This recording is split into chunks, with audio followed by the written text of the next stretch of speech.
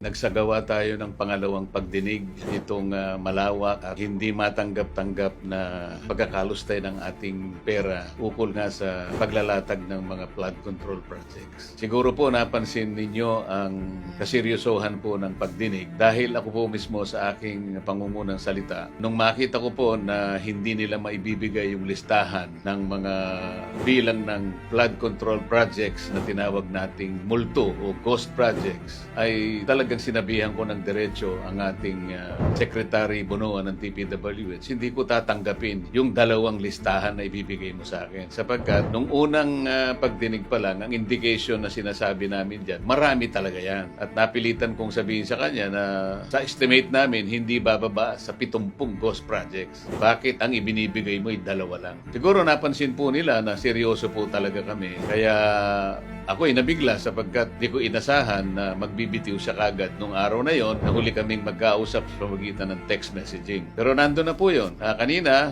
na lumitaw po na sineryoso din namin sapagkat alam namin yung 15 contractors na yon ay maaring natatakot na magturo ng iba pang mga sangkot dito sa maanumalyang pagkakalatag ng flood control project. Pero binigyan natin sila ng alternative. Pinayuhan nga namin na i-consider nila yung magbayad na lang sila ng danyo sa gobyerno at ituro nila kung sino yung mas may pagkukulang dito sa mga bahagi ito. Kanina po sinabi namin, kinasangkapan na namin yung AMLAC, titingnan po kayo ngayon at sa pag-umpisa ng aming pagdinig, sila rin ay nakahanda na rin magsagawa ng sarili nilang pag-iimbestiga, maaring ma-freeze ang assets ninyo. Nakiusap din kami sa immigration na magpalabas sila ng lookout order, baka sakaling ang iba po sa kanila o sa inyo ay nagtatangka na umalis ng bansa. At yung pick-up, sinabi namin, yung chance na ma-revoke ang mga lisensya ninyo, nandyan din. Of course, ang DPWH at saka yung Civil Service Commission, kapwa sila mayroong karapatang magpataw ng preventive suspension sa kanilang mga airing officials at mga empleyado. So, siguro po napansin niyo na seryoso po kami talaga na matuntun natin kung sino talaga ang may kasalanan. Yan po naman talaga ang tinatahak na direksyon ng ating pagdinig. Yan lamang po kayo at magantay-antay po ng konti kasi mabigat po talaga